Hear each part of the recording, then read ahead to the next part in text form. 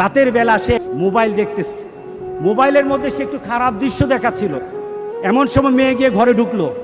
মেয়ে ঘরে ঢুকে দেখলো বাবা তার মোবাইলের মধ্যে খারাপ দৃশ্য দেখছে, মেয়ে দেখে ফেললো। মেয়ে তখন বাবাকে বলল, একটা শব্দ বলেছে, লজ্জা করে না বাবা? মেয়েটা ঘরে চলে গেল। সেই বাবা যন্ত্রণায় ভুগতে আরম্ভ করলো, আরে আমার মেয়ে দেখে ফেললো, আমার মেয়ে কি কথাটা বলেছে, লজ্জা করে না বাবা? সে লোকটা অফিসে চলে গেল, অফিস করতেছে, কিন্তু আর ভালো লাগে না।